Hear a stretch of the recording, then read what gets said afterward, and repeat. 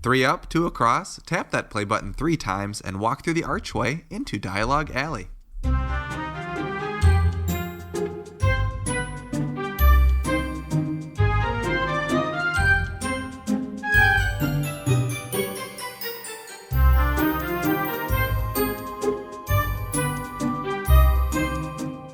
Hello, and welcome to Dialogue Alley, a podcast all about Harry Potter books, book translations, and all other things magical. I'm Erik.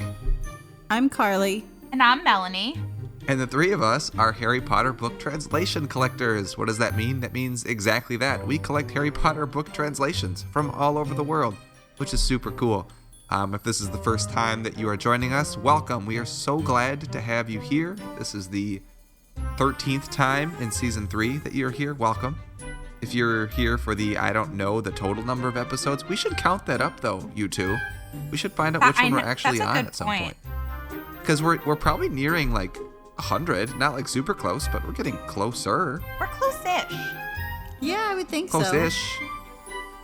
Yeah, we're probably in the upper third, I guess, or upper third. I would say at least 75. I know exactly what you quartile. mean. I know exactly what you meant there. Well, we'll count that up. But if you've been listening for a while, welcome back. We're glad you're here.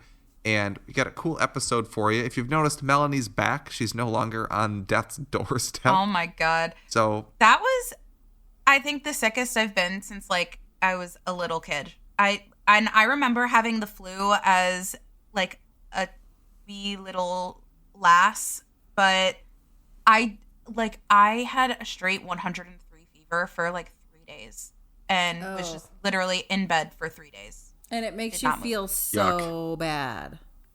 And like some of the symptoms were so weird. Like my stomach was killing me and like I wanted to eat, but everything tasted terrible. Not like COVID where like things just didn't have a taste. Everything had a taste, but everything tasted terrible. It was so weird. Yep. I hate when the taste goes sideways. Sorry. It was not good. Well, hopefully now that you have passed this hurdle of misery, just like everyone in my family has passed the hurdle of misery. So, hopefully it doesn't come back. Carly, you've avoided the hurdle of misery. Yes, I have. Somehow. I can honestly tell you, but stay off the racetrack, Carly. Yeah. Because I work around very, very, very sick people. We actually had a malaria patient came in the other day. Oh my God. Yeah. But I just wore like 15 masks and was fine. Well, that's good. And speaking of good, we have a good show for all of you this episode. We're going to talk about some news. We have a really good main segment about what we are hoping for or what we are not hoping for in the 25th anniversary of the U.S. Sorcerer's Stone book, because that is coming up, people. It's coming up pretty soon, and we hope that they do something awesome for it. We hope Scholastic is like, wow, we're going like all out for this celebration. Will they do it? We don't know. But if they do exactly what all 3 of us would like them to do, it will be epic. I would love for them to just listen to this episode because we'll tag there's them. Still time. There's still time. There's time. Like, yeah. There's still time for some fan service. And I definitely think some of the things that we came up with on our list are... They're very doable. So doable. And also, like, not outside the realm of possibility. Like, I definitely think it's stuff that could happen potentially. Oh, for sure. And like we've mentioned before, like these anniversary sets, they are straight up fan service. They're not like, oh, let's see if we can get some people that have never read the books before to read this anniversary set. Like, that's not why they put out anniversary sets. These are for us. That's not right. Like, when I bought the Back to the Future Anniversary Collection trilogy, like, that's not like, oh, wow, I've never seen these movies before. I'm going to try them out. No. It's for the diehard Back to the Future people like me that are looking for some excuse to buy this movie again. Did that come with even neat though perks? I own it already. I love Back to the Future. I mean, I bought the one without like all that, like the book and the stuff. I just bought like the one that came with all the features on the Blu-ray pack. So it was still like, it was like the lesser of the 2 anniversary packs. But yeah, so it had really like really anniversary cool packs, so Scholastic could learn a thing or two. They could. I mean, yeah. I mean, it's like a deluxe edition, but it's like the deluxe edition B, but it's still a deluxe edition. Anyway, we'll talk about that. We also have a translation of the show that we are going to revisit. So much like Carly and I revisited a topic from last, like, first season, we're going to revisit a translation of the show from the first season before Melanie joined and before we even had a translation of the show, Tots scale to rate these books. Carly and I just talked about them, which was cool, but we're actually going to like score these books now that Melanie is here and that we have this scale, which is, I think, exciting to do because it helps complete that spreadsheet. Well, and it that shows Johnny how fills all out the books for are us. well, and it shows how all the books are even. Like we can actually like nicely compare them. It gives us a rubric to work with. Oh, I love a good Yes, rubric. exactly. Same. Love a good rubric. And you know what else I love? I love a good set of news. That was good.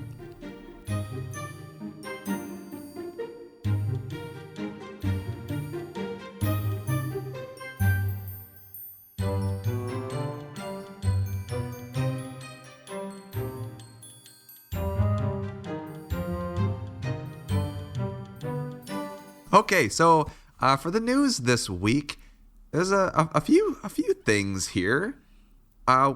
You guys, we're getting closer to the release of the Hogwarts Legacy video game. I feel like we have very much like, I guess as book people, we've like very much underrepresented like how huge this book is to the Harry Potter community. And like, I know Erik and I... The book or the game? The game. But... Oh, the game. Yeah. You said book. The game. How? Well, we're book people. Oh, It was an easy mistake. Yeah, that's what I mean. It's like as book people, I feel like we haven't been representing the game so much. However, Erik and I are huge video game people. So I feel like we need to talk about this a little bit more because this game is insane. I know, and I don't know how I'm going to play it because I haven't been a Switch. I'm contemplating buying another gaming set to play it, but I love video games so much that I would be one of the people that like you found dead 7 days later because I got too wrapped up and forgot to eat. Well, we won't let that happen. I know, but I'm just saying like that's why eventually like I had to sell all my games back. But I'm actually contemplating buying a gaming device to play this. It's a big deal. It's huge, and I literally right before I was recording this with you guys, I was watching like an in-game like playthrough preview and like some of the things that they are putting in this game. And it's the littlest things. I'm not even talking about the huge things that are in this game that are spectacular, like the fact that the map is seemingly endless and just gigantic and there's so much to do and so much to see. But like the little things, like you could fly a hippogriff. Like my jaw was to the floor just watching this preview. And there's quite a few of them that are long. They're like 40 minutes long. So you really get like an in-depth look at what this game's going to be. I'm so excited. I'm going to watch my husband play the you-know-what out of this game. And that's going to be all we do for like the next year, probably.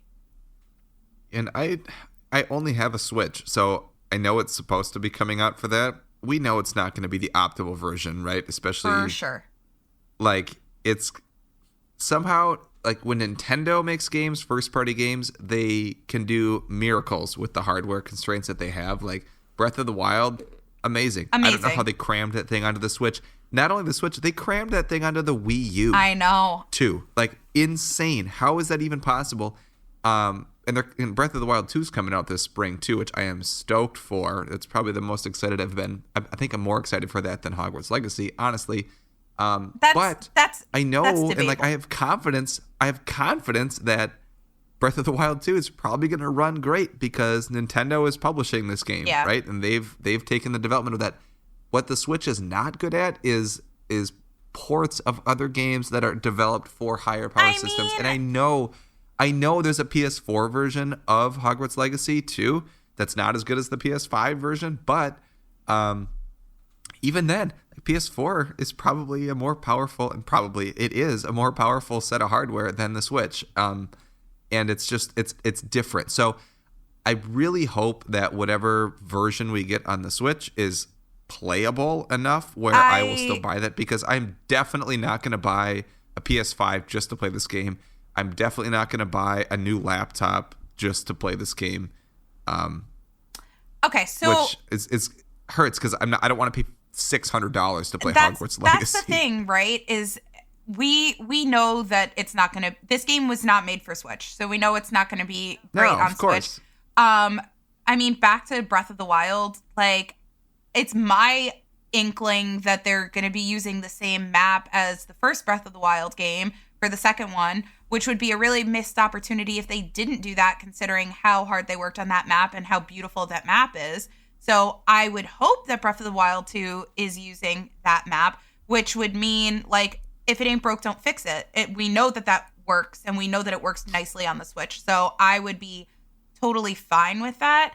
I'm a huge player of Disney Dreamlight Valley, which was not at all made for Nintendo Switch, and I play it on the Switch, and it's just now, after the second update plus bug updates, just now starting to slightly run better on the Switch. And that game runs beautifully on PC. My husband played it and liked it for the first few days that he was playing it, when he was playing it on PC. I just feel like not playing Hogwarts Legacy on its intended platforms by playing it on PS5 or playing it on PC is going to be like a huge missed opportunity. Like, I feel like there's going to be a lot of frustration trying to play it on Switch because it just wasn't intended for that platform. Right, I agree. And I don't care if the hit is the graphics are not as good, that's fine. But if it goes from like 60 frames per second to like 25 frames per second, like that's a huge hit. So I don't really care if the graphics are not awesome, but the gameplay is still pretty good. I'll probably pick it up and play it, right? I'd rather do that for $60 than buy a PS5 for $500-$600. I don't want that. So hopefully it's playable. It's not buggy, or they didn't cut out a bunch of stuff. I don't even care if there's a lot of like pop in, or like the draw distance is really short. Like, whatever, as long as it's playable and it's fine, I can deal with that, because I know that that's not the intended platform for the release. But it would be nice if the Switch was more powerful to handle that. But I'm not going to go buy another console just to play this one game. So I don't know. I'll play it and I'll let you know. Good. I'll let you know how it is, because this game is going to be like my favorite thing. I mean, this is like slightly off topic, but I'm going to say it anyway, is I'm a huge Legend of Zelda fan. That was like my game growing up. I know Erik and I are like, I'm talking the same language, but Legend of Zelda is like the most nostalgic thing that happens in my house. Legend of Zelda time is sacred. And my favorite moments of gameplay in those games are like side quests, just goofing around, running around, being like a silly little kid, like running around and catching all 10 giant Poes. Like those are the things that I love. And that's all Breath of the Wild is just running around and discovering things. And we're about to get that with Harry Potter on a gigantic scale. So it's like my favorite type of gameplay, which is all these Legend of Zelda games, in my favorite universe, which is the Harry Potter universe, in this ultimate magnificent game. This game is it's going to be what they say it's going to be. It is. But don't you worry, the hype is like, if it doesn't live up to that expectation, it's just going to get not panned, but it's going to be like, no, but I think it is. I think it's going to live up. I think this is it. I think this is the game that we've been looking for. Who's publishing that? Who's making that game? Johnny, who's doing the live listening right now, who's big video game guy, Collector's Quest podcast. Hello, Johnny hosts that. mention that if you have a GameCube or a Wii, you can check out Harry Potter and the Sorcerer's Stone. It's for the GameCube, but you can play it on the Wii. Obviously, it's backwards compatible. Fun game. Like, I don't own that. My neighbor had that game, and that is like, it is kind of like open world-ish, and you can kind of go do whatever. The people look horrible in there. Like, the that's like graphics are not good, but that's like that weird looking it's iconically Hagrid, right? bad. Yeah, oh yeah. But it's still a fun game to play. So, also worth picking up. I might have to try to find a copy of that. I only had Quidditch World Cup. That's the only one I owned. And then the Lego Harry Potter games, I own those too. Alon, which those are really fun. Alon those said so that fun. it's Avalanche Games, he believes. Okay, well, hopefully Avalanche, you can deliver us something good. They've done good stuff in the past. I've liked the games that Avalanche has made in the past. This game's... This is probably the most pressure they've ever There's been on. There's a lot of pressure here. I don't have a gaming system. I used to have a Wii. I had an Xbox. I had an Xbox 360. And I made myself sell them all when I literally sat down to play Halo for an hour. And I played for 16 and I missed class and I was the teacher. So... Oh. Yeah, that's totally Yeah, good. I just lost track of time so badly. So I'm actually contemplating buying a gaming system to play this because I think I would really enjoy it. But I also think I may enjoy it too much and then I forget to go to work kind of thing. So I'm actually very nervous because I do that. I get very wrapped up in video games. I used to play Fable on my computer all the time, or Mario Kart or Donkey Kong, any of the Mario Brothers games. I love them. So I'm kind of nervous here. Well, we'll find out, Carly. We'll see if it's worth risking. But we don't want to lose track of time here on this show. We should get on to the next segment of news. Yeah, sorry. So, it's just really, that's okay. We haven't spent time talking about the game, and I feel like it's coming. Like, it's coming out in February. Like, I know. So, and it's a big deal, and we talk about it with each other, but we haven't talked about it here. Yeah. Well, and little teaser here, I could throw out that Johnny and I were talking, and we could even do a double episode with him and us, and we could talk about Harry Potter games, and that could air on both of our channels. Oh, that'd be cool. And that'd be really fun to talk about. That'd be a lot of fun. So, we would have a lot of fun with that. Possibility there. But anyway, what's the deal with Arabic, you two? I don't know, but that's what's in our notes. What's the deal with Arabic? Well, I'll tell you what the deal with Arabic is. There's a member of our Discord community that has noticed that there might be different text blocks of Arabic books depending on when they were published. Same translator, as far as we know, but different text blocks or different lengths of the book. We don't know many details until this book goes under the microscope, shall we say, to find out more information. But it's possible that we might need to buy another book. Well, because there might be 2 or more Arabic versions, much like Spanish. I mean, my thought process with that is the only time I got to the point where I would count an altered text block as being another translation is when something I really like Potterglatt's term linguistically interesting.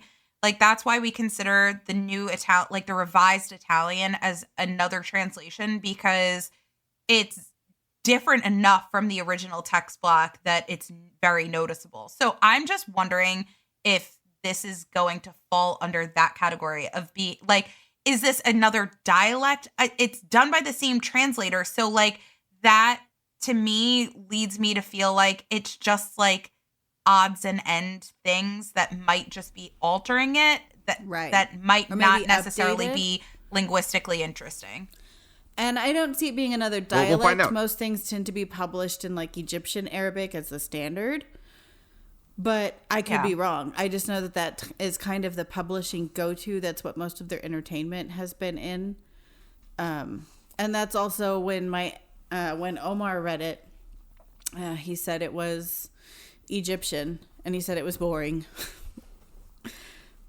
Well, the books are published in Cairo, aren't they? Yeah. All the Arabic ones? And actually, the guy that I bought mine from found it at a market in Cairo. Like, I asked where he bought it, and he said cool. it came from a market in Cairo. So that makes sense. That tracks. So Xander, who you know from Instagram, he, in 2017, told me, he said there's a title difference. He said that Harry Potter Book 1 had a slightly different title, and I don't remember how he said it was different, but he noticed it right away. He spoke and read some Arabic. And so he pointed it out, and I asked him at the time, I said, do you think there's any text block differences? He said, I don't know. I have not investigated further. And he kept trying to buy one like off thrift books and something, but he kept getting the other one. So I'm not sure. And for a while, I think it was only available on audio. But this was as far back as 2017. So I'm not sure. I don't know what the differences were. He didn't know, but he knew there was a difference. Well, and I don't think we're going to really know until more people take a look at this. So we're just kind of giving you the something's It'll be happening. interesting. It'll be interesting. I hope I don't have to buy another Arabic book. Well, I already bought one, so hopefully I just bought one just because. Well, it's $20, so I don't really care that much. If they're going to make it different, at least make it a different cover. Like, South Korea snuck that one by us. That's true. Hopefully the one I bought, it took away the HP blue logo on the front, or is it gold? I can't remember, and then replaced it with the Wizarding World logo. So at least it's different than the one I own. So that's fine. And then also really quick, I got some Harry Potter stuff for Christmas this year, and I did a little bonus episode about it. So if you want to hear about some of the Harry Potter gifts I received, I recorded a bonus episode about that. And our bonus episodes are available to members of our Patreon at the order member tier or above. So if you're interested in that, you can check out our Patreon, which is, Melanie? www.patreon.com/dialoguealley. Man, how did we come up with that? I don't know. Brilliant. Yeah, it's on there. So not only that one, but we have other bonus episodes on there too. And if you wanted to listen to all of these episodes ad-free, you can do that too by joining us at the order member level tier or higher. So there you go. Yeah. And I think that's all the news we have. Should we get to talking about some U.S. books? Yes. Absolutely. Okay. Sounds good.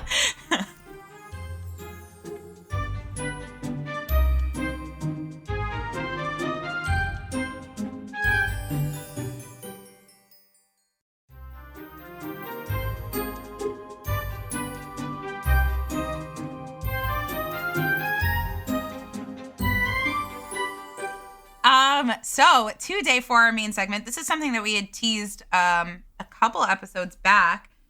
I don't know. Time is all like blurring together because I was sick for such a long time. So I don't know when it was that we talked about this, but it was like, a couple of episodes ago, I think at this point. So we were talking about things that we would like to see for the 25th anniversary of Sorcerer's Stone, because that is this year. As we are talking and you're listening to this episode, it is now 2023. Happy New Year, everyone. And this year we're getting something. Something's going to be coming out by Scholastic for sure to celebrate the 25th anniversary. And we just know this based on the fact that we got something for the 10th, we got something for the 15th, we got something for the 20th. They can't not do something for the 25th. It is just too big of a year to not do something.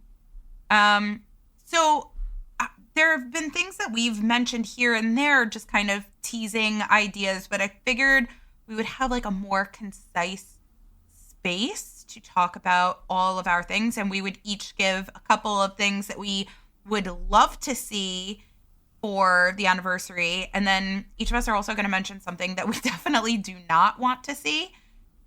So the first thing that I'm going to mention that I would love to see is a silver gilded side edge.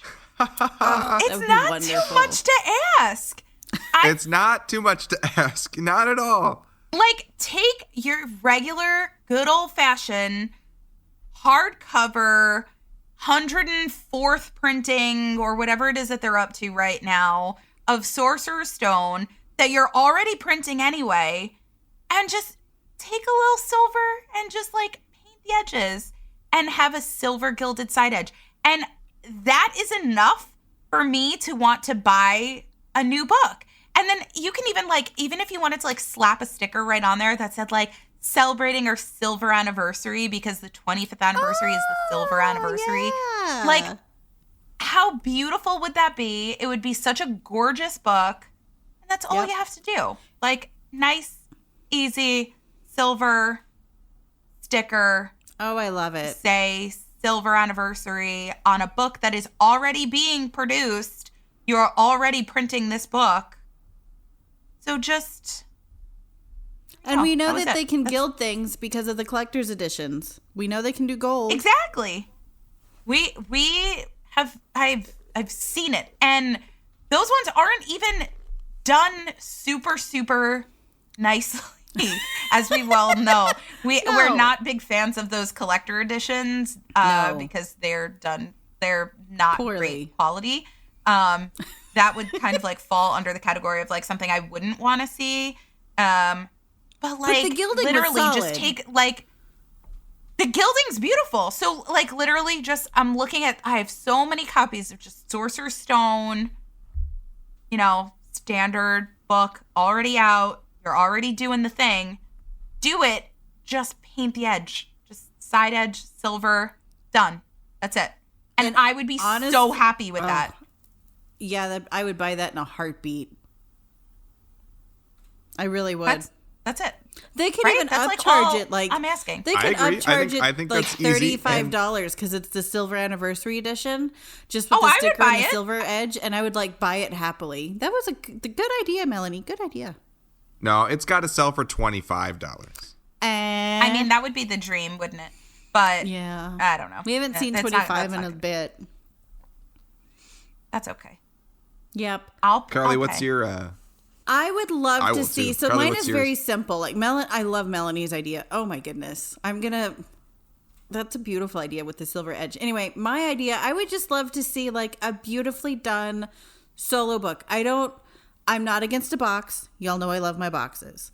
But just kind of like how they did the 10th anniversary. It was so special. There was something about it that was so special. And I want, like the first time I saw it, I knew I had to own it. The boards are very different. They're beautiful. They've got the stars with the red backdrop. And they have that wonderful Grand Prix cover art. That's the only cover that I think we get that cover art on. And they have additional little cover art on the insides. I love that book. I would love to see something like that for the 25th. Like, I don't want to reprint the 10th. Don't take me the wrong way here. Like, I want a similar idea. Just new art, solo book, go play.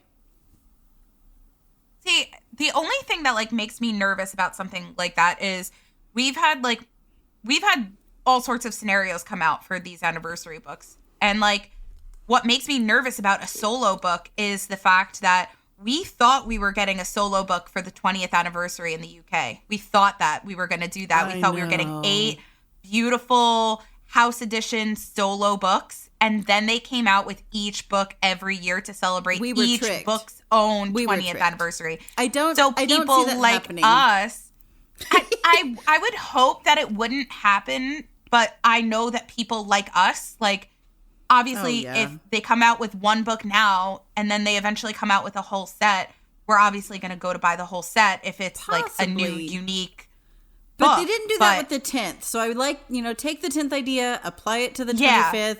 and go do that. Totally. Brand, I go would do that. be completely down with even- just one book. Yeah, just one. Like, it's not too much to ask. Maybe No. it is. I don't know. No, I don't think it is.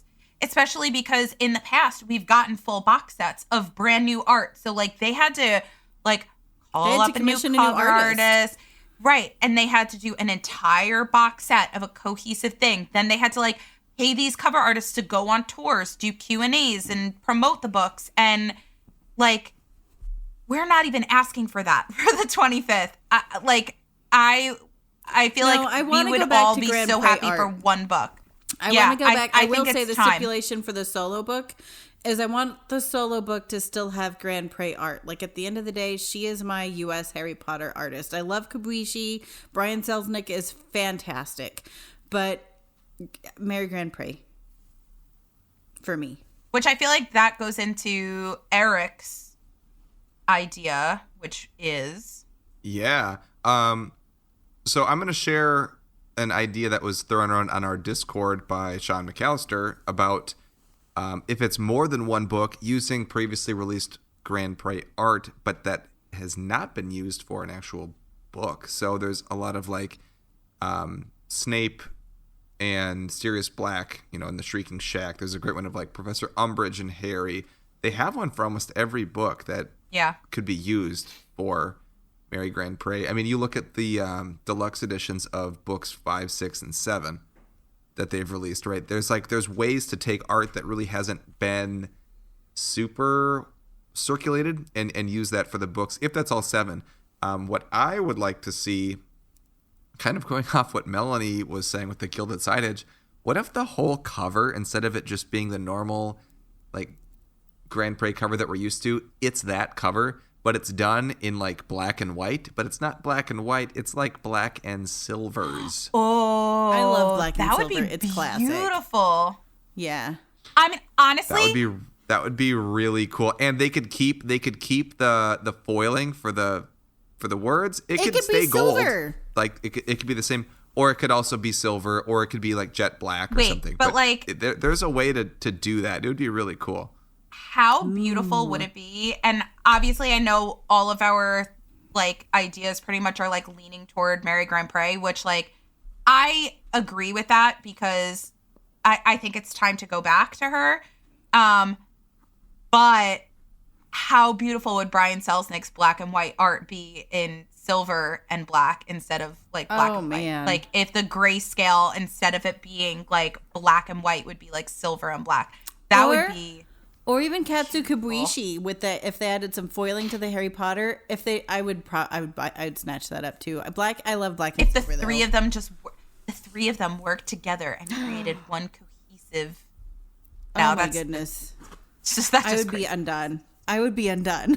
Well, and Johnny from our Discord just mentioned like I just mentioned like the deluxe editions 5, 6, and 7. Why not just do a deluxe edition of 1, 2, 3, and 4? And then reprint 5, 6, 7. I would They're already done. I would be love so that. And they're mad. great books with a little slipcase I in would there. be Like so that mad. would be stellar. I would not be mad at all. Only because those books like aren't valuable. Like those books No. are real. No, they're not. They're super inexpensive to get books 5, 6, and 7. Getting them on eBay, like you could get them still in plastic for not a lot of money. So I feel like it's not necessarily a matter of like new printings of those decreasing the value. If anything, it would increase the value of the books that we already have on our shelves. I just don't like them, so I'd be mad that I'd be like, Oh, fine, I love I'll buy those. them. What? I don't like the US Holy deluxe, like the cow. deluxe 5, 6, and 7. I have them because I feel like I should own them. But it's the same thing that I feel about the UK deluxe editions. I would much rather buy a set of sheets, any set of sheets. But it's new art. But it's unique art. It's new art. Yeah, and but it I don't like folds the out. books. It's one continuous picture. Like, I would buy them because I would feel obligated, but I'd do it begrudgingly. Like, if I love the art, okay, fine. But I don't like the US deluxe editions. I just don't. They don't do anything for me. I am shocked. I think you have to have a timeout. You're not invited to the next week recording of the podcast. I would be so I feel like Eric and I are frustrated. personally so offended by this opinion right now. I'm sorry. Oh, I love those. I love them. It's why I put off I love buying them, too. them They're for so so great. long. Like, I don't like them. Love them. There they are. They're right there. Yeah. Oh, they're so great. I mean- mine are down With here. like a beautiful slipcase. Like, how beautiful are the slipcases? Love a good I love slipcase. Betsy, and I should love But everything the about them, Grimmauld but they're Place just- art? The Grimmauld, that book 5, I love the blue. It's so blue. It's so great. But it's, you So- open it up and it's Grimmauld Place. I And it know. lands perfectly on the spine? I know. And you can I open just- the it flap. doesn't do You can take anything the whole for me. cover I'm off and sorry. open I'm it such up. a loser. You're not a loser. You just have an opinion, and it's wrong, but you're allowed to have that opinion. I would just, if that was what they did for the deluxe, or for the 25th anniversary, I would probably protest as I'm buying my book, because we all know I'd still buy it. No, you'd still buy them. But here, Carly, is a book that I know you would be happy with, and it's my other idea, which would be a hardcover version of the Scholastic School Market Edition. Oh my God! I would It's buy art that heartbeat. already exists that not a lot of people know about, and it would be beautiful as a hardcover book. Oh, like if that was the solo book that we got, was a hardcover of the Scholastic School Market art, that would be no complaints. Stunning. Here. No complaints. Stunning here. as an anniversary edition. Oh my God, I would. And the it would boards probably that be could like go my with favorite that, book. because they would have it would be a textured jacket with raised foiling like they do with all the others, and then the boards to go with it. Oh my goodness, could you imagine? Oh, we know it would be beautiful. Like that would be and you know what? And it could be like they could do it blackboards without with they silver could do stars. it without the I mean that would be amazing, but they could do it without the silver gilded side edge, and I'd be happy. Like if it was just a hardcover. I wasn't even at this hardcover gilded book. side edge. Although if they added the gilded side edge to that other idea you just had, I would give them all my money. See, like if like this is, I'm just trying to think like practically, right? Like if I'm thinking like, okay, well, these I'm are things they already have rights to. They can already do it. Well, not even that, but like if they took like the boards that are already done for the 10th anniversary, which I feel like we can all agree are some of our favorite boards, right? Because hands down, they're red with all of those chapter stars all over, and it's beautiful boards. So like, let's just take those boards that we already know it's doable because it's been done already for the 10th anniversary. Take those boards and then just make the new jacket with that art, with the art for the Scholastic School Market Edition as the hardcover. That's your new book. Here you go. Here is your 25th anniversary edition. I would be... And in honesty, I would buy like 10 copies. All they would have to do would be to change out the jackets. They would just have to take the jackets off the 10th. And, well, I think the copyright page may actually say 10th anniversary somewhere. I could be wrong. Well, yeah, they could do some minor tweaks in there. But they would have to change this is an awfully cost-effective. They could do it very easily. It's deluxe, a very easy, like anniversary edition. It's a very easily done thing. Right. That's what I'm saying. Like I'm trying to think. Like I'm trying to present. Like this episode, I am trying to like hand Scholastic and just say, here's an idea that's pretty easy. Please do it. And we love it. The templates already exist. You just you literally drag the file into an email and send it off to your graphics department and say, it's done. Here you go. Send it to the printers. It's done. That's it. That's it. I'm trying to come up with like these just here you go. Easy idea. La la la. Right. Make that's this what book, I want. Please. I will buy so many. Oh, could you imagine? I would buy, like you said, I would buy 10 and we would have giant Dialogue Alley giveaways. Oh my goodness. We would do so many things. It'd be all right, Carly, what else would you want to see? So one of the things that I love about books is chapter art, and I love the Grand Prix chapter art. And actually what got me into liking chapter art was the chapter art of the Harry Potter books. But I would love to see, and I'm sure that there are other chapter art images that we don't necessarily know about. I would love to see new chapter art, right? Like, you know what I'm talking about, where they take like the chapter art that's at the heading of every chapter. I love that. It's iconic. I grew up with it. I would love to see new art. Like if it had the same cover, same boards, and different art, even no silver side edge, I would totally here's all my money. I can't wait to flip through and read it. Carly, I'd even be fine if they left the chapter art at the beginning of the chapter, like just that little teeny little vignette thing that they have there. If they left all of that, but then just stuck an extra image, a full pager.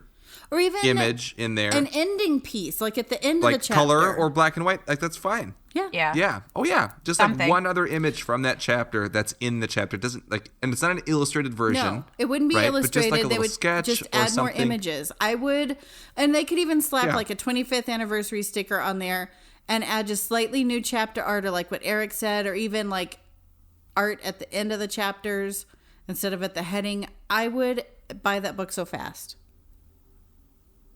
Yeah, I think we would all be really happy to see that. And that's also a pretty practical-ish idea to throw out because it's also only for book one. Like, we're still only talking about book one here. It's not like we're asking her to, like, do chapter art for every single chapter of the whole series, which I feel like would be a big ask. But if it was just for book one, I don't think that that's outside of the realm of possibility. And I'm sure they already have images that weren't included that they were either... For sure. You know, just bears. Right, so this would be a great place to use those. That's going to go right into mine, Carly, because I'm changing my next one because we kind of already talked about it. But put in some extra bonus stuff in the book, like the UK book, that has things like art that they didn't use, or mock-ups, or sketches, even unfinished sketches that were going to be used, or different. I don't know, just different like ways that the book was going to be made, or stories about how it got published, like anything. I would love that. In there that takes up what you said 10, about the 15, publishing story. 20 pages. Yeah, and stick it in there. Put it at the end. Yeah. You could put a full glossy cover thing, kind of like they did for the 10th. They had like that one page. It's just like the boats going to the school. Like throw one of those in at the beginning. Throw 10, 15, 20 pages of bonus whatever at the end. Keep cover the same, throw a little sticker on it that says 25th anniversary, kind of like what they did for the UK version, which is a great book, but did they do a lot of extra stuff in that? No. But it's pretty solid in terms of content that you got and a reason to buy it, because it's got stuff that hasn't been released before. Exactly. So that's all you got to do. Keep everything the same, stick some stuff at the end. Yeah, that's easy. That's a good one. Yeah. And we'd love it. So that's, I would too. I'd love it. I mean, that's why I liked the house editions initially, because they had a bunch of extra stuff at the end, and it just got to be a lot, right? Goodness, like, if you get to all 7 or all 4 houses, it's a lot of bonus stuff. But there was a ton of bonus stuff in all of those books. Yeah. So even though we were buying all these books and we're like, gosh, we got to get 4 more hardcovers, but I felt 4 more softcovers. They added so much. They all had bonus info in it. Mm-hmm. They added so much. So I felt like the extra content. And even though it was stuff that was already on Pottermore, like so a lot of it was taken from Pottermore, that's fine. It's just all condensed into one spot that all has to do with one house, and that's great. So and some of the Pottermore stuff I'd actually missed. So I thought they were very well done books. Oh yeah. So great idea, Erik. Great idea. Yeah. Well, thank you. I feel like we've thrown like so many good ideas out there for things that we would want to see. I feel like we also have like some really strong opinions about things that we definitely would not want to see.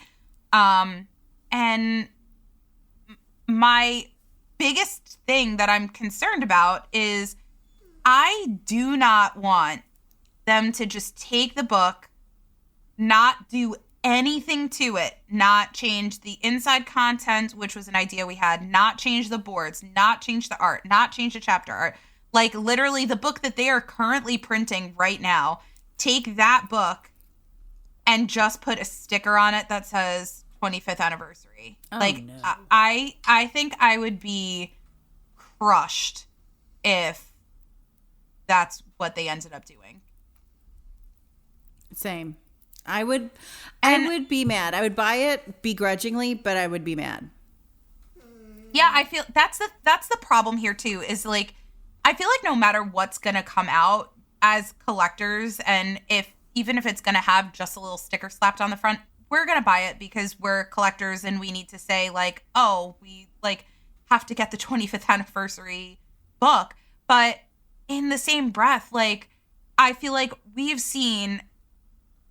in a very unique place that the three of us have seen such beautiful cover art all over the world. And we know the potential that these books could have to be a unique piece of art. And to slap a sticker on the book that we already have, I feel like would be like a slap in the face to us, who are the people that these anniversary editions are being made for. Exactly. It'd be a cop-out in my opinion. it's a fan service. We just said that in the intro. Like, these books are made for people that are going to be buying them again.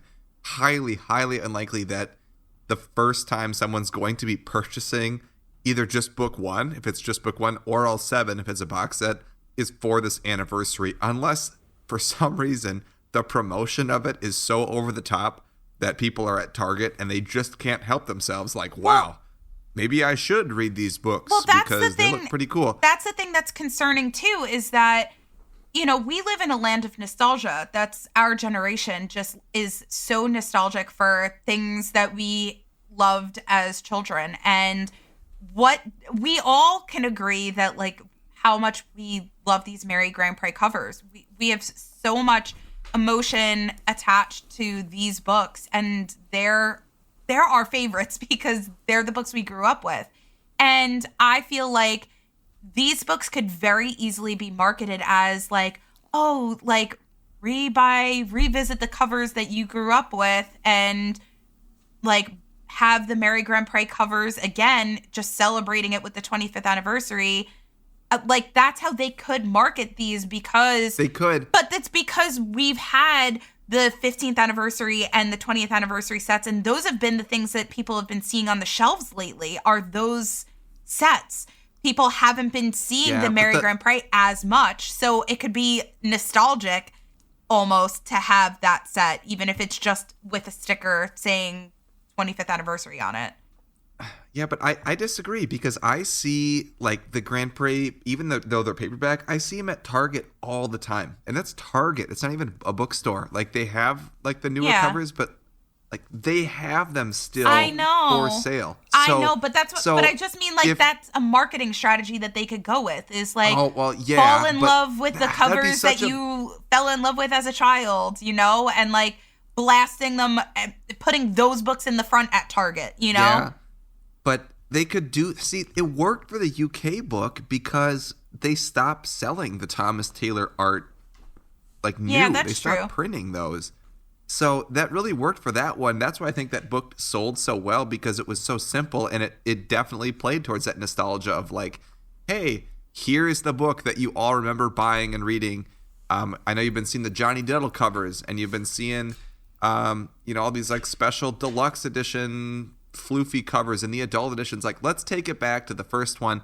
But, like, we don't have to do that in the United States. Like, I see this book all the time at the store. I do love that they interviewed Thomas Taylor you for can it, get though. hardcovers. Like, that was nifty. I loved how they interviewed Thomas Taylor for that. Well, yeah, absolutely. And so, like, they could interview Mary Grand Pré for it and stuff too. But I think that would be a really, really poor use of a marketing degree and a team of marketing people to use that approach here in the United States of America. It's easy and cheap. Like, it is. That's what I'm concerned about. I know, but I think that would just be so, like, not creative. And I feel like if you're a marketing person, yeah, you do have to have a budget and stuff, but man, like, you want to be creative and do cool stuff. And this would not be that. The opportunity to do that in this. I know, but I'm still worried.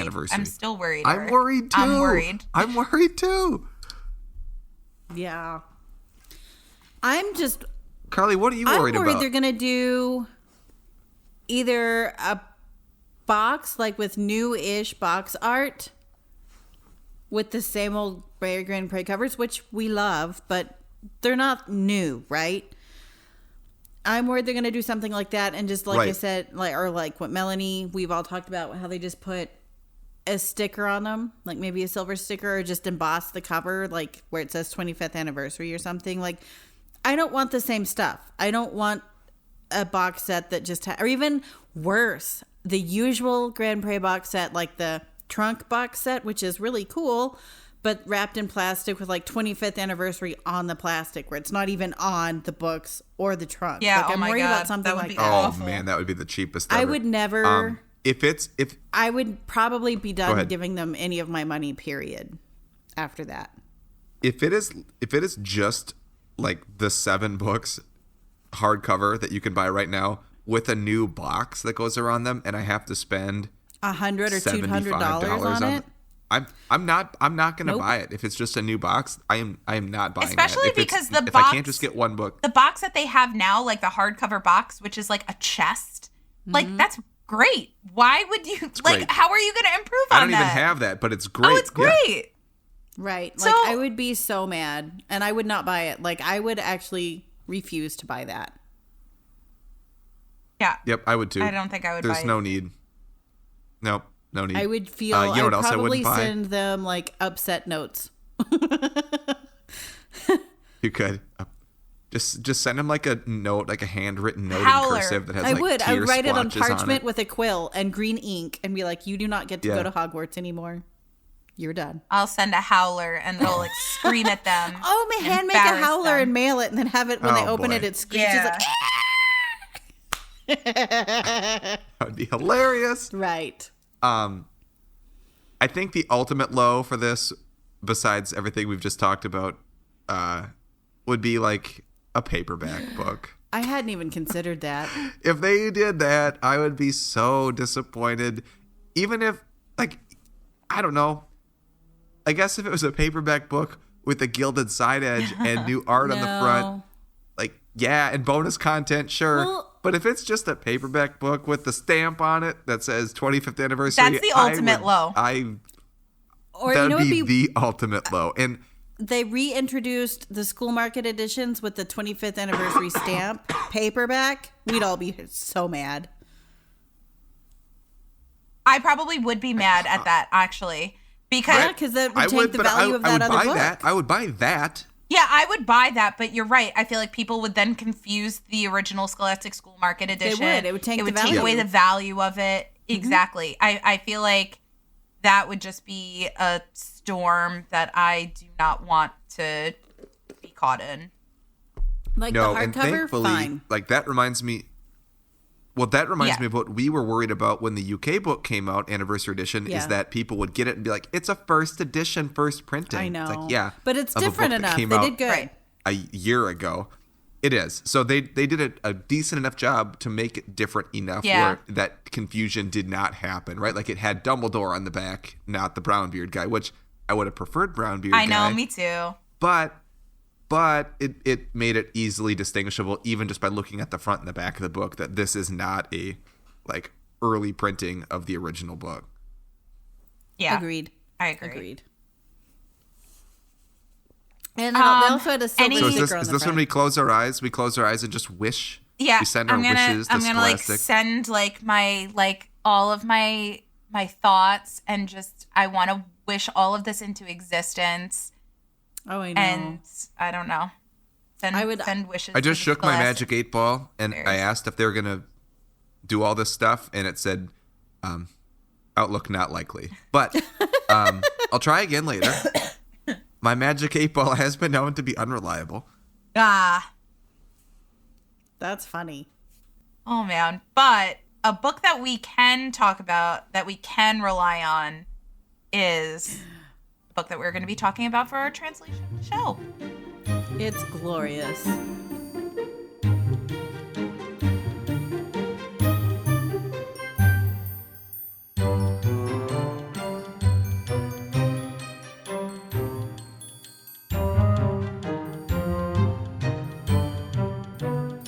So our translation of the show is Maori, which, like Eric talked about earlier, we did, but we didn't have the tot scale. We didn't have a way to judge it against all the other tots that we've had. So now we're going to do just that. And I'm so delighted to do that. Like, hands down, Maori like the Maori book. I'm so thrilled it's a thing for so many reasons. So Yes. first, what were you going to say? No, just yes, I agree. Yes. It's a Well, and Melanie, you weren't here the last No. time we I talked about this, so know. I'm I excited for that. know. So we have new information or new input about this as well. How fun is that? So the translator of the Maori book is Leon Blake. It is published by Auckland University Press, which is doing a really cool thing. They're publishing 100 books in Maori. They've got this trust where they're publishing 100 books in Maori. Some are Maori or New Zealand Maori literature. Some are being translated as we see here. They've actually got other things going, and Harry Potter helped kick off this whole project. It's going to be going for like 10 years or something like that. And it is so cool. Like, I wish I could. There is certainly, I would give them all my money if I could. Like, it is such a neat thing, and it's such a neat thing to get to see in like real time. And more about Maori is it is an Eastern Polynesian language spoken by the Maori people, the indigenous population of mainland New Zealand, closely related to the Cook's Island Maori, Tuamotuan, I'm not going to pronounce that properly, Tuamotuan, and Tahitian. Tahitian is really cool, you guys. And it gained recognition as one of New Zealand's official languages in only 1987. It's so new. Like, I so know. New. How neat is that? Awesome. That in 87, it got official status, and now it's got this really cool trust publishing books under it. So fun. The number of speakers of the language has declined sharply since 45, which is probably the reason for this big incentive to get all the books out. And they're using books that people are interested in. They've got really neat stuff, guys. You should really check that out. And we'll put a link in all of our stuff. But a Maori language revitalization effort has slowed the decline, like I've been going on about nerdily. The 2018 New Zealand census reported that about 186,000 people, or 4% of the New Zealand population, could hold a conversation in Maori about everyday things. That's still not bad. Not bad, but 4% is not a lot. It's not great, but No. there's a lot of effort behind it. So I'm actually very positive. And they're publishing books that people are very interested in. And they have, what is really cool too about the trust is you can actually go on and you can vote for books that you want to see in there. Like, I actually voted for Anne of Green Gables because I love Anne of Green Gables. I was an Anne girl before I ever was Harry Potter. And I voted for Anne of Green Gables. I think I'm the only one. But there was a lot of Harry Potter. There were a lot of people who wanted to see Harry Potter there. So I thought that was nifty. And all 7 books as well. Yeah, I'm ready for book 2. Yeah. I would love to. Well, we are getting a book 2. Harrison actually heard an interview that confirmed it. I can't wait to see the cover art. Yeah, I'm ready. Especially given how fun the cover is for this book, which we're going to get to. We're not there yet. I know. On a scale of 1 to 5, how do you think how hard this book is to get today? I mean, you can still buy it from the trust. So at the cost of a new book. Yeah, it's not hard. But Harrison did confirm that of the first prints, there are 4,000 first prints that were made. And they're still sending them out right now. So they've not exhausted those. But that's a good number to know, right? Well, yeah, it is. And, side note, you can also get the Maori book 1 in audiobook. How cool is that? That's pretty awesome. As far as value, it's going to be valued at the cost of a new book. We don't have any reprints yet. So it's all first print runs, and it's just what you're buying the book for. So it's not, I mean, you'll see people on eBay sometimes Amazon, third-party sellers on Amazon and other places where they're trying to say super rare or whatever. Although I've not seen it too much with Maori, I have seen it. And they are trying to make the cost of the book, $100 or something. And that's just not where it is yet. Well, plus shipping, right? From shipping, it's not across the globe. How much did you pay for your book, Erik? Mine got lost. You remember that? Mine never arrived. I felt bad. You ordered yours before mine, remember. And yours got lost, and mine arrived. Yeah, I ordered it like an hour after it went live on the site. I think you're the one who told me about it. I was living at my parents' house. I remember that. Yeah. Yeah, we were. My whole family was living at my parents' house while they were building my house I'm in now, and I was so excited. And then it never showed up, and the tracking just like dropped off. So, but I emailed the publisher, and they were like super awesome and just sent another one. So it was great. But I don't remember how much I paid. I want to say it was like under $50. I know. I want to say like 30 something. I want to say, yeah. I want to say I paid like maybe 40. I bought 2 at a time. But it wasn't, I think I paid $87 for both. And that was shipped.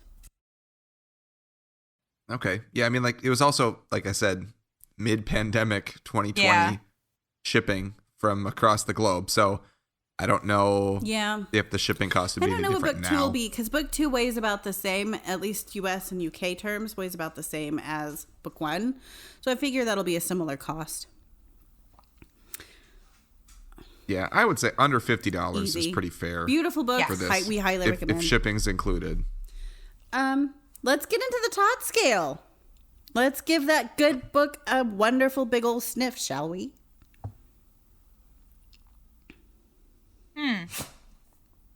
I love it. Love mine. Ooh, I like it too. I would give it an exceeds expectations for sure. That's where I was nice. going. That's actually really nice. For a paperback book, like, it's really good. Like, really good. I want to say I remember mine smelling sweet. So I remember thinking it smelled delightful. So I would give it an E. Yeah, I think it's really nice. And I remember actually when I opened up, because it was in a poly bag mailer, I want to say when I opened it up, I thought it really smelled very good when I opened it. So I think I sniffed it right then. But definitely an E from me. I love it. Good.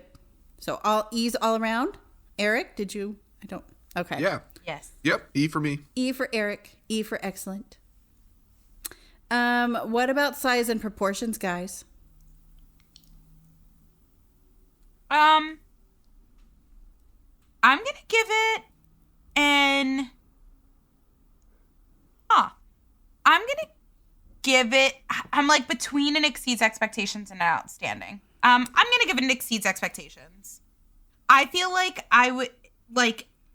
Just at looking at it, it looks like, I don't know. I think it's the way that the art is, but it feels like it should be taller of a book than it actually is. I think don't know if that makes you're sense dead. to you No, guys. it does, because Hagrid is so big and central of it, and he looks so tall that it feels like it should be taller. It's just like the way.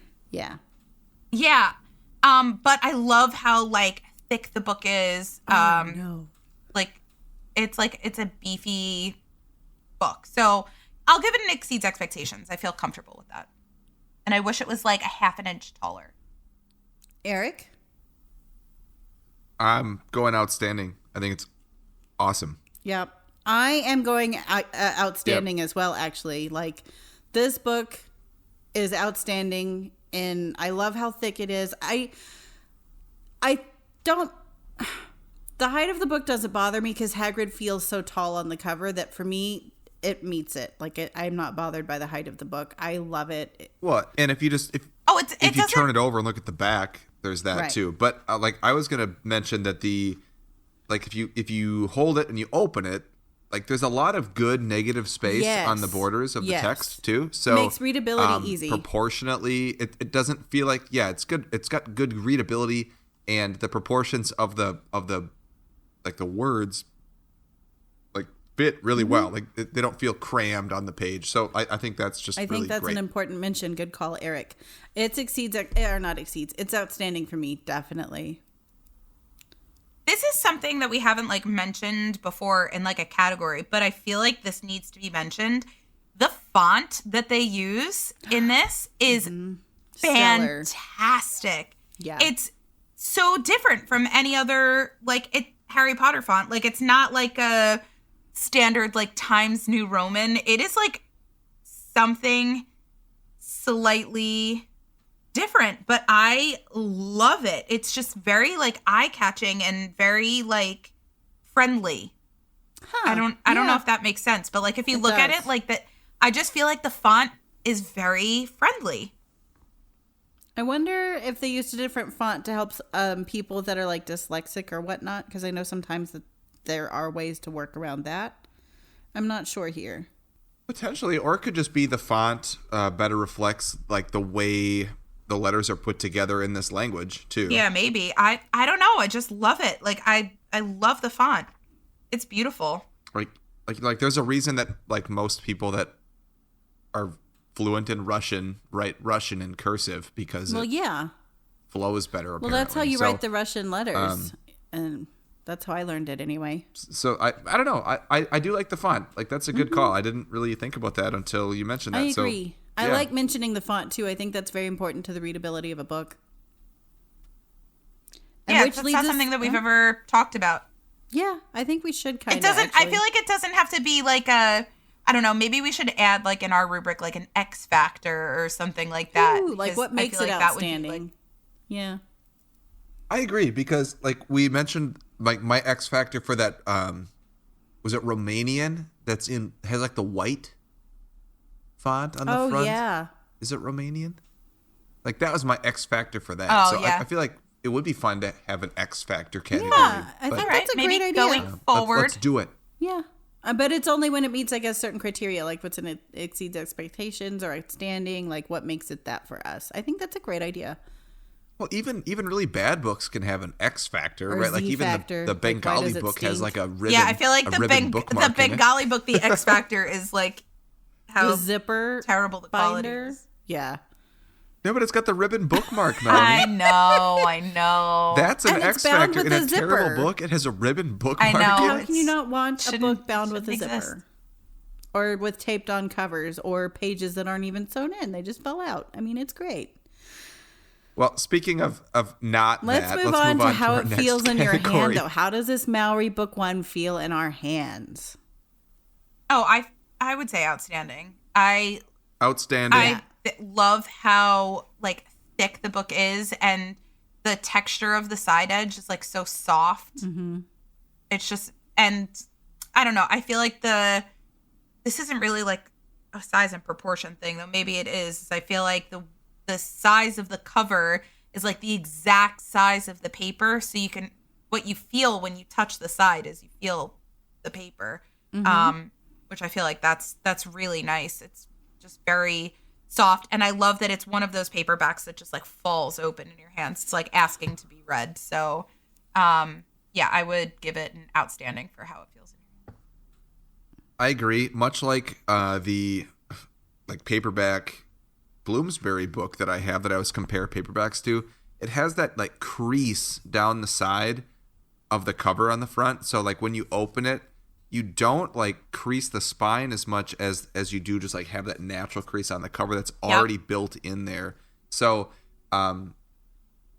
like it really does feel awesome when you open it. I know that's kind of quality also, but like it just feels really good to read. Yeah. Like because of the way that they've made this paperback book, it feels really good to hold and to read. So outstanding It's for an me. outstanding that. for me. And, I mean, you could probably guess. When I got the book out of the poly bag mailer, I smiled. Like, I loved how it felt in my hand. I loved how soft the cover was, like what Melanie was saying, how it just, I loved how it opened so easily, like what both you two were saying. I loved how, so one of the things that bothers me tremendously, and I'm pretty sure you two have also both talked about it, is when it's not even, right? Like when the pages don't quite meet the edges of the cover, and this meets, it's perfect. Everything about it is perfect. They have taken so much time and care in crafting these books. They're not badly bound. They are actually very well bound. They're meant to be read. They're beautiful, and the edges match the edges of the paper matches the edges of the cover. It's flush. It's all wonderful, and I love how it feels. So outstanding. What do we think about the quality of the art or cover art interpretation? Or did we get to quality of the book? Outstanding. Did we skip it? No, we didn't talk about the quality. No. Okay. But I just gave it an outstanding. yeah, I agree. The quality's outstanding. Same. On it. For everything that Erik was saying too about like just the way that the book is bound, the way that it's bound to the cover itself and has that crease in the cover, so you're not cracking your spine, which that's Right. like one of my biggest like bugaboos. Anytime I hand someone a book, I'm like, you can touch the book, but don't crack the spine. Yes. You I don't laugh, have to but worry it's about serious. that in this. Yeah. No, it's so serious. Oh my God, do not crack my spines. Literally, that's the number one thing I say to somebody. Okay, go ahead and smell this book, but don't open it enough that you can stick your nose in, but don't crack the spine. Do not Yeah. crack It's fine. But yeah, quality is outstanding. It's very, very well made. Same. Outstanding from me as well. I love the subtlety of the this goes more into cover art interpretation, so I will pause on that. But yes, outstanding for quality. Just around it all, outstanding quality from me. And I guess moving back into cover art interpretation, what do we think? Oh, it's outstanding. So continuing right up where I dropped it off, outstanding. Before we talk about the actual art on the front, like the inside of the paperback cover, it's got this kind of like zigzaggy pattern. I don't know if that's something from the Maori. I love it. People, or if that is just from the publisher. I don't know what it's from, but it's wonderful. And that it's also on the spine, like really subtly on the spine of the book. So like just they didn't have to do that, but they did. And I love that the Wizarding World logo that is being put on all, newer translations, it's on the back of the book, but it's so subtle. It's like that kind of embossed, like same color as the actual back cover, but you can only see it if you tilt it a certain way in the light. Like there's just so much quality in this book. So yes, outstanding for cover art. So someone else talk about the picture on the front, because it's also outstanding. I mean, it's amazing. It's so outstanding. I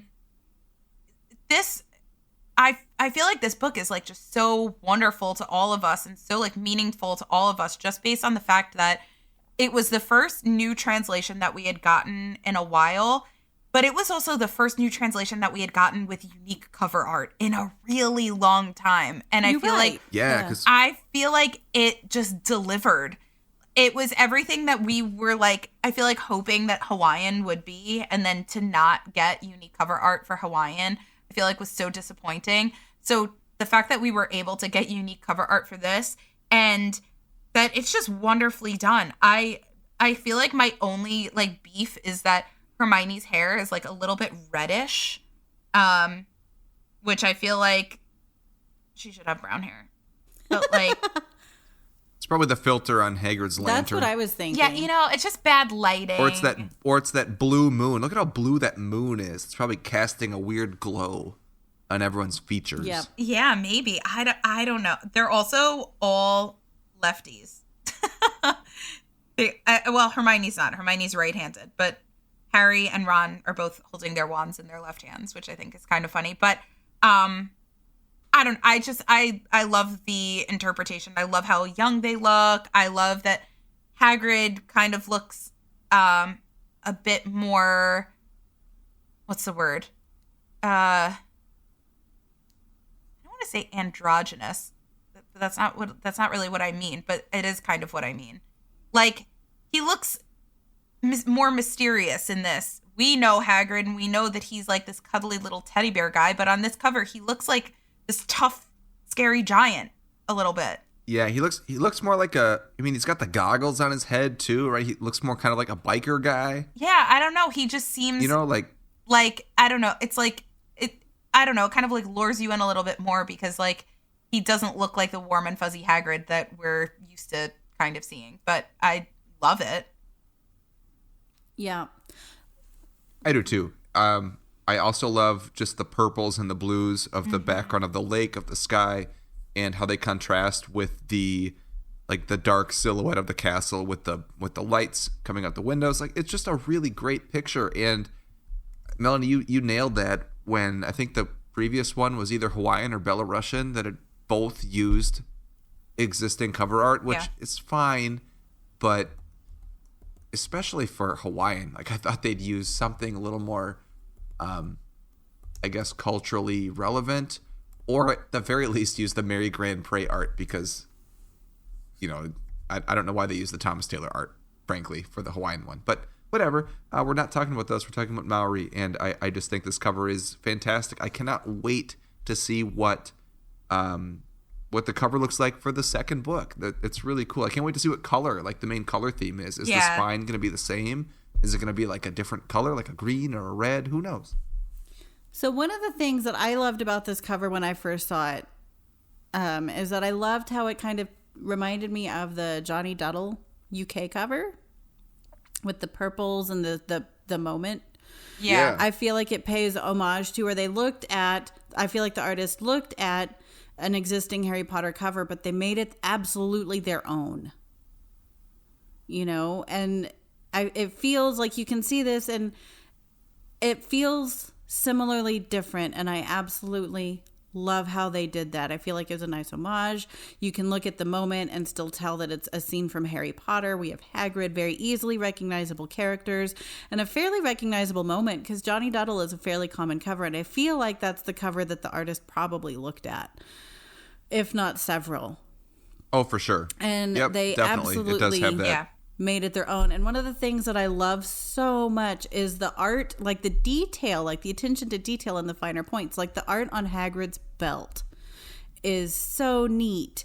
And I don't know, he's such a wonderful figure anyway. And I love the lamp that he's holding. I love how the artist has illuminated Hogwarts in the background and the big moon. It's so well done. I love this cover. It is probably one of my favorite unique covers. So outstanding. We still need that sound effect for when we all give it an outstanding. Outstanding. Like, outstanding. I don't know, he doesn't. Does he say that? Maybe he does. Maybe he doesn't. I don't know. But you know what voice I'm talking about, though. Oh, I don't know. It's been a while. Yes, I do. Yes.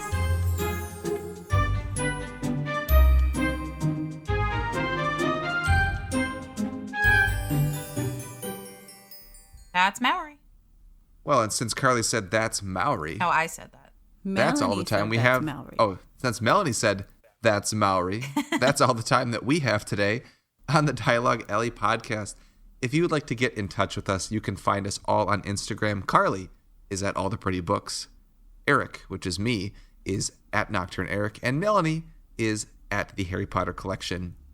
There are some great websites that you can check out, one of which is alltheprettybooks.net, another is theharrypottercollection.com, and the third is dialoguealley.com, which is also a pretty great site because it is the site for this podcast.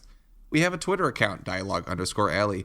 Melanie has a TikTok, The Harry Potter Collection, and this podcast is available to stream literally anywhere that you can stream podcasts. If there's somewhere that doesn't have us on there, I'd like to know because I don't know how else we could get anywhere else to stream. So we are on the Google, Apple, Spotify, iHeart, Pandora, Spreaker, the Googs. I had a teacher in high school that called it the Google and the YouTube just to annoy people. And I thought it was hilarious, but there were definitely kids in the class that were triggered by that. Like, it's just YouTube. Like, I know, he's being funny. It's okay. Speaking of all those places that we mentioned that you can stream us on, if you leave a review on one of those sites, let us know. We'll read it on the show. Speaking of all of those places that you can listen to us on, if you leave us a review, we would love to read it on the show. So we have a review from C. Fasano85 from iTunes, not iTunes, Apple Podcasts. Wait, well, it is on iTunes now. Everything's iTunes, but now it's Apple Music. I don't know. Apple. Yeah, the purple it's Apple purple. podcast logo. And 5 stars. Love this podcast. I truly enjoy listening to this podcast. Erik, Melanie, and Carly are so knowledgeable and are such a pleasure to listen to. Highly recommend this podcast if you are a Harry Potter fan. Oh, well, thank you. That's so nice. Thank you. Well, Thanks. I would agree. I agree that we are a pleasure to listen that. to. Perhaps. Delightful. We are delightful. But anyway, but thank you. So if you'd like to be like this listener and leave us a review, we would love to read it out loud on the show. So go ahead and do that. You can also find this podcast on MuggleNet. We are a part of the MuggleNet family of podcasts, so you can hop on over to MuggleNet and check out some other Harry Potter stuff. They've been around for a long time. They have a lot of great Harry Potter articles, great Harry Potter podcasts, and great Harry Potter news. So head over to MuggleNet to get some more Harry Potter info and to learn more about the Harry Potter universe, which is great. If you'd like to support our podcast, you're doing so right now by listening to this episode, but you can take it a step further if you'd like, and you can go to www.patreon.com/dialoguealley, and you can join us on Patreon. We have 3 different tiers. These 3 different tiers get you 3 different levels of perks, one of which is access to our Discord. Another perk is you get bonus episodes like the one about me talking about all my holiday gifts. So if you like hearing about me talk about gifts, you can sign up and listen to me talk about gifts because I like gifts. I don't know. Did you guys listen to that one, by the way?